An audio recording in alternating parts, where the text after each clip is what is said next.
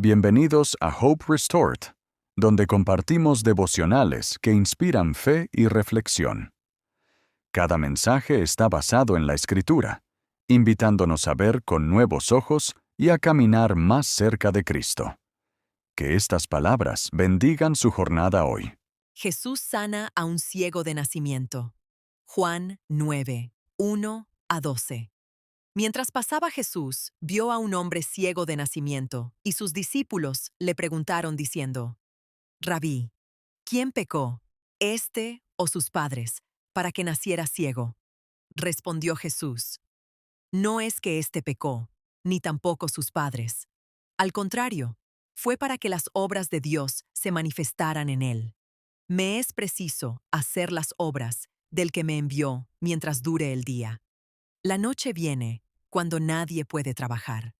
Mientras yo esté en el mundo, luz soy del mundo. Dicho esto, escupió en tierra, hizo lodo con la saliva y con el lodo untó los ojos del ciego. Y le dijo: Ve, lávate en el estanque de Siloé, que significa enviado. Por tanto fue, se lavó y regresó viendo. Entonces los vecinos y los que antes lo habían visto que era mendigo, decían: ¿No es este el que se sentaba para mendigar? Unos decían: Este es, y otros: No, pero se parece a él. Él decía: Yo soy. Entonces le decían: ¿Cómo te fueron abiertos los ojos? Él respondió: El hombre que se llama Jesús hizo lodo, me untó los ojos y me dijo: Ve a Siloé y lávate. Entonces, cuando fui y me lavé, recibí la vista. Y le dijeron: ¿Dónde está él? Él dijo: No sé. En el versículo 2, sus discípulos le preguntaron: Rabí, ¿quién pecó, este o sus padres, para que haya nacido ciego? La pregunta de los discípulos revela un malentendido. Rabí, ¿quién pecó, este o sus padres, para que haya nacido ciego? La primera parte, ¿quién pecó, este?, no tiene sentido lógico. Como nació ciego, no tuvo oportunidad de cometer pecados que causaran su condición.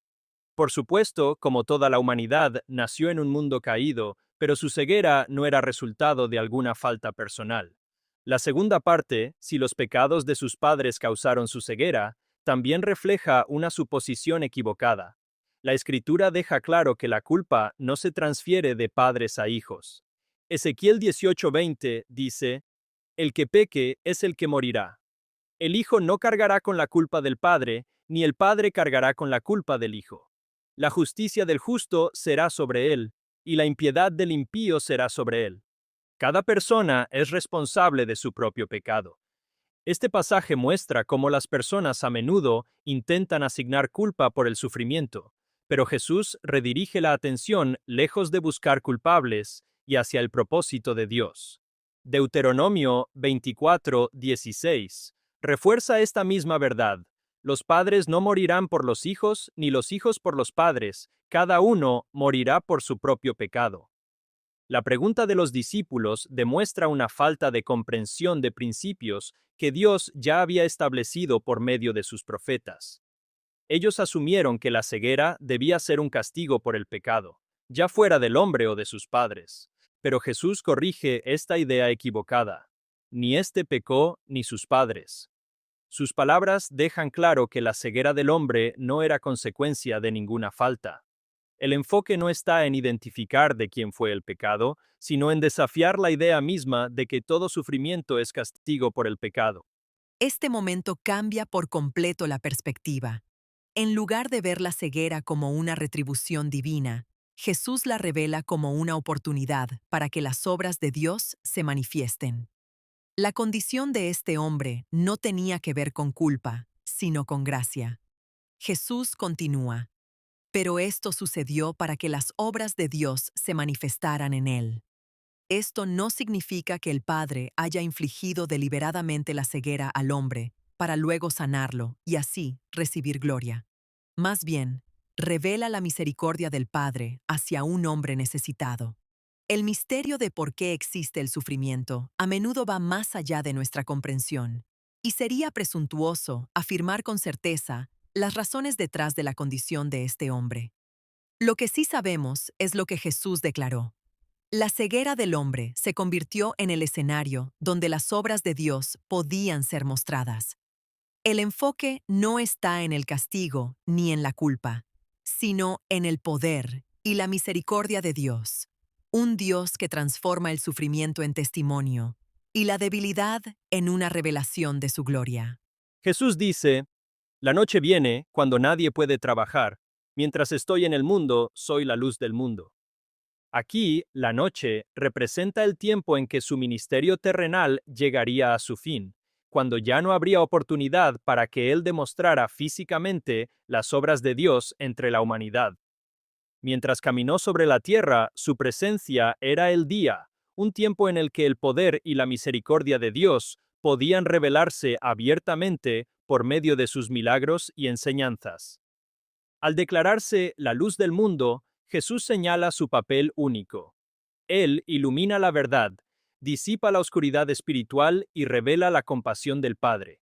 Su presencia física permitió manifestaciones visibles del poder y la misericordia de Dios, pero su luz continúa más allá de su ministerio terrenal, brillando a través del Espíritu y del testimonio de quienes creen. Este momento cambia por completo la perspectiva. En lugar de ver la ceguera como una retribución divina, Jesús la revela como una oportunidad para que las obras de Dios se manifiesten. La condición de este hombre no tenía que ver con culpa, sino con gracia. Jesús continúa, pero esto sucedió para que las obras de Dios se manifestaran en él. Esto no significa que el Padre haya infligido deliberadamente la ceguera al hombre para luego sanarlo y así recibir gloria. Más bien, revela la misericordia del Padre hacia un hombre necesitado. El misterio de por qué existe el sufrimiento a menudo va más allá de nuestra comprensión, y sería presuntuoso afirmar con certeza las razones detrás de la condición de este hombre. Lo que sí sabemos es lo que Jesús declaró. La ceguera del hombre se convirtió en el escenario donde las obras de Dios podían ser mostradas. El enfoque no está en el castigo ni en la culpa, sino en el poder y la misericordia de Dios, un Dios que transforma el sufrimiento en testimonio y la debilidad en una revelación de su gloria. Los versículos 8 a 9 dicen, sus vecinos y los que antes lo habían visto mendigar preguntaban, ¿no es este el que se sentaba a mendigar? Unos decían que sí. Con este milagro, Jesús captó la atención de todos los que conocían al hombre. Sus vecinos, que durante años lo habían visto en debilidad y dependencia, ahora luchaban por reconocerlo en fortaleza y con vista. La transformación fue tan completa que algunos dudaban que fuera la misma persona. Esto muestra que las obras de Dios no solo bendicen al individuo, sino que también desafían y despiertan a quienes lo rodean. El milagro se convirtió en un testimonio imposible de ignorar. Obligó a la comunidad a enfrentar la realidad del poder de Dios obrando ante sus ojos. El versículo 9 continúa. Otros decían, no, se le parece. Aquí vemos la resistencia de la incredulidad. En lugar de alegrarse por el milagro, algunos intentaron explicarlo con razonamientos humanos. No podían aceptar que el hombre que siempre habían conocido como ciego, ahora pudiera ver. Así que descartaron la evidencia delante de ellos. Esta respuesta muestra cómo opera la duda. Cuando se enfrenta al poder de Dios, la incredulidad busca explicaciones naturales en lugar de reconocer la intervención divina. El milagro era innegable, pero algunos eligieron la negación en lugar de la fe. En contraste, el hombre sanado pronto testificaría con valentía lo que Jesús había hecho. El versículo 9 continúa, pero él afirmaba, soy yo. Aquí comienza el poder del testimonio personal. Ninguna cantidad de duda o razonamiento humano podía silenciar la verdad de su experiencia. Los vecinos discutían, algunos negaban, pero el hombre se mantuvo firme. Soy yo. Esto es más que identificación. Es testimonio. Sus palabras declaran el amor y la misericordia de Jesús en su vida. Había sido ciego de nacimiento, conocido solo como un mendigo, pero ahora podía ver. Su transformación era innegable. y su insistencia daba testimonio de la realidad del poder de Cristo. Su sanidad no fue solo física, fue una revelación de quién es Jesús. Como Él, todos comenzamos espiritualmente ciegos, incapaces de ver la verdad de Dios. Pero cuando encontramos a Cristo, Él abre nuestros ojos a su gracia, propósito y amor. Su testimonio nos recuerda que cuando Jesús toca una vida, nadie más puede hablar por esa persona. Su propio testimonio se convierte en la evidencia más clara del amor de Dios. El versículo 10 continúa. Entonces le preguntaron, ¿cómo se te abrieron los ojos? Esta pregunta parece casi insincera. El milagro era evidente, pero en lugar de regocijarse, insistieron en pedir una explicación.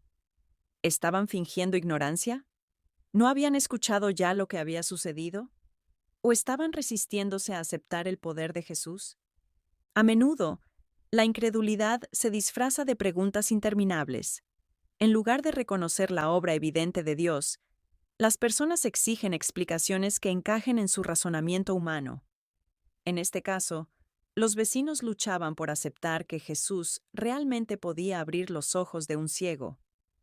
Su pregunta revela no solo duda, sino también una resistencia a abrazar la realidad del poder divino obrando entre ellos.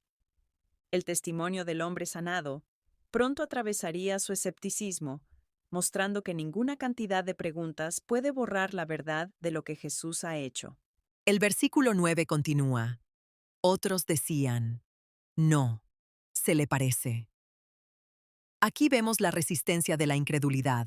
En lugar de alegrarse por el milagro, algunos intentaron explicarlo con razonamientos humanos. No podían aceptar que el hombre que siempre habían conocido como ciego ahora pudiera ver. Así que descartaron la evidencia delante de ellos. Esta respuesta muestra cómo opera la duda. Cuando se enfrenta al poder de Dios, la incredulidad busca explicaciones naturales en lugar de reconocer la intervención divina. El milagro era innegable, pero algunos eligieron la negación en lugar de la fe. En contraste, el hombre sanado pronto testificaría con valentía lo que Jesús había hecho. El versículo 9 continúa, pero él afirmaba, soy yo. Aquí comienza el poder del testimonio personal. Ninguna cantidad de duda o razonamiento humano podía silenciar la verdad de su experiencia. Los vecinos discutían, algunos negaban, pero el hombre se mantuvo firme. Soy yo. Esto es más que identificación, es testimonio. Sus palabras declaran el amor y la misericordia de Jesús en su vida. Había sido ciego de nacimiento, conocido solo como un mendigo, pero ahora podía ver. Su transformación era innegable, y su insistencia daba testimonio de la realidad del poder de Cristo. Su sanidad no fue solo física, fue una revelación de quién es Jesús. Como Él, todos comenzamos espiritualmente ciegos, incapaces de ver la verdad de Dios. Pero cuando encontramos a Cristo, Él abre nuestros ojos a su gracia, propósito y amor. Su testimonio nos recuerda que cuando Jesús toca una vida, nadie más puede hablar por esa persona. Su propio testimonio se convierte en la evidencia más clara del amor de Dios. El versículo 10 continúa. Entonces le preguntaron, ¿cómo se te abrieron los ojos? Esta pregunta parece casi insincera. El milagro era evidente, pero en lugar de regocijarse, insistieron en pedir una explicación. ¿Estaban fingiendo ignorancia? ¿No habían escuchado ya lo que había sucedido? ¿O estaban resistiéndose a aceptar el poder de Jesús? A menudo, la incredulidad se disfraza de preguntas interminables. En lugar de reconocer la obra evidente de Dios, las personas exigen explicaciones que encajen en su razonamiento humano. En este caso, los vecinos luchaban por aceptar que Jesús realmente podía abrir los ojos de un ciego. Su pregunta revela no solo duda, sino también una resistencia a abrazar la realidad del poder divino, obrando entre ellos. El testimonio del hombre sanado pronto atravesaría su escepticismo, mostrando que ninguna cantidad de preguntas puede borrar la verdad de lo que Jesús ha hecho. El versículo 11 dice, Él respondió, el hombre llamado Jesús hizo lodo, lo puso sobre mis ojos y me dijo que fuera a Siloé a lavarme. Fui, me lavé y entonces pude ver. Este es el testimonio completo del hombre. Observa lo simple y directo que es. Sin argumentos, sin filosofía, solo la verdad de lo que Jesús hizo y su obediencia a ello. Las preguntas de los incrédulos, aunque nacidas de la duda, se convirtieron en la oportunidad para que él declarara el milagro. Su escepticismo abrió la puerta para el testimonio. Es importante que los incrédulos hicieran preguntas, porque el testimonio brilla con más fuerza cuando se pronuncia en un ambiente de duda. Las palabras del hombre atravesaron la resistencia con una claridad innegable. Jesús actuó, él obedeció y ahora ve.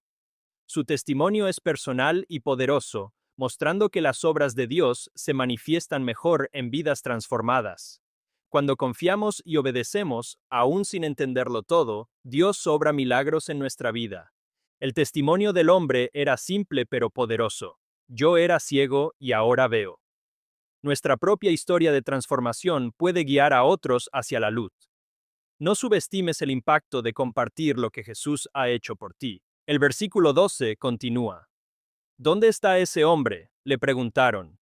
No lo sé, contestó. Observa cómo los incrédulos se refieren a Jesús solo como ese hombre. Aún no podían reconocerlo como el Mesías, el Hijo de Dios, ni siquiera como un profeta. Sus palabras revelan una distancia entre ellos y la verdad. Veían solo a una figura humana, no al poder divino detrás del milagro. Mientras tanto, el testimonio del hombre sanado era simple y honesto. No lo sé. No pretendía tener todas las respuestas, pero hablaba con sinceridad acerca de lo que Jesús había hecho por él. Esto nos muestra que el testimonio no requiere conocimiento completo. Requiere honestidad y fidelidad a la experiencia de la obra de Dios. El versículo 9 continúa. Otros decían, no, se le parece. Aquí vemos la resistencia de la incredulidad. En lugar de alegrarse por el milagro, algunos intentaron explicarlo con razonamientos humanos. No podían aceptar que el hombre que siempre habían conocido como ciego ahora pudiera ver. Así que descartaron la evidencia delante de ellos. Esta respuesta muestra cómo opera la duda. Cuando se enfrenta al poder de Dios, la incredulidad busca explicaciones naturales en lugar de reconocer la intervención divina. El milagro era innegable, pero algunos eligieron la negación en lugar de la fe. En contraste, el hombre sanado pronto testificaría con valentía lo que Jesús había hecho. El versículo 9 continúa. Pero él afirmaba, soy yo. Aquí comienza el poder del testimonio personal. Ninguna cantidad de duda o razonamiento humano podía silenciar la verdad de su experiencia. Los vecinos discutían, algunos negaban, pero el hombre se mantuvo firme. Soy yo. Esto es más que identificación, es testimonio. Sus palabras declaran el amor y la misericordia de Jesús en su vida. Había sido ciego de nacimiento, conocido solo como un mendigo, pero ahora podía ver. Su transformación era innegable, y su insistencia daba testimonio de la realidad del poder de Cristo. Su sanidad no fue solo física, fue una revelación de quién es Jesús. Como Él, todos comenzamos espiritualmente ciegos, incapaces de ver la verdad de Dios.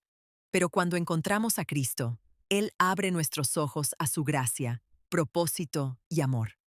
Su testimonio nos recuerda que cuando Jesús toca una vida, nadie más puede hablar por esa persona.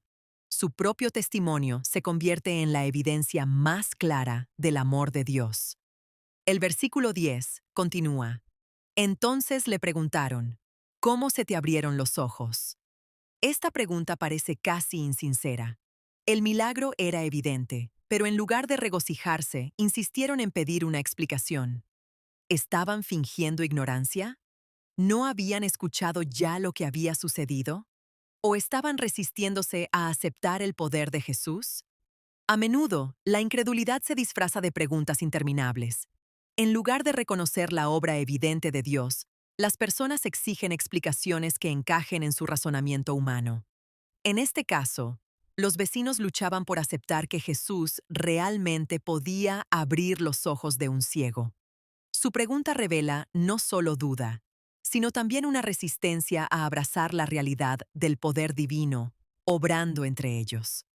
El testimonio del hombre sanado pronto atravesaría su escepticismo, mostrando que ninguna cantidad de preguntas puede borrar la verdad de lo que Jesús ha hecho. Reflexión. He preguntado ¿por qué yo? Más veces de las que puedo contar, especialmente durante un susto de salud que me dejó sintiéndome indefenso. Al leer esta historia, recordé que mi dolor no fue un castigo, fue un lugar donde la gloria de Dios podía manifestarse. El proceso de sanidad no fue instantáneo para el hombre ciego. Lodo, lavarse, obedecer. En mi propio camino, fueron pequeños pasos de confianza los que trajeron el avance. Al mirar atrás, veo cómo Dios usó esa temporada para profundizar mi fe y darme un testimonio que compartiré en otro episodio, llamado, Si estás en un momento difícil preguntándote qué está haciendo Dios, cobra ánimo. Él te ve. Tu historia no ha terminado, y tu lucha puede convertirse en un escenario para su poder. Confía en Él, aun cuando el proceso se sienta caótico. Preguntas para reflexionar.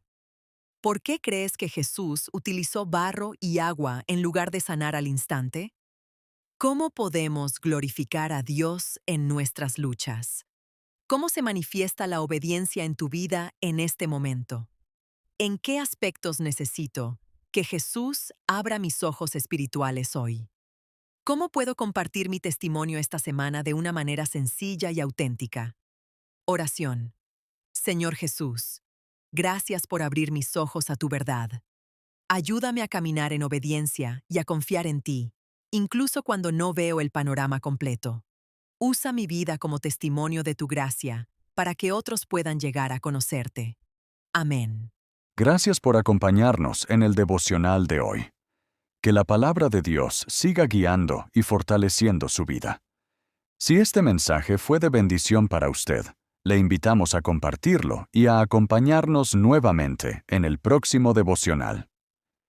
Si le parece bien, puede enviarnos su pedido de oración a hoperestoredchannel@gmail.com.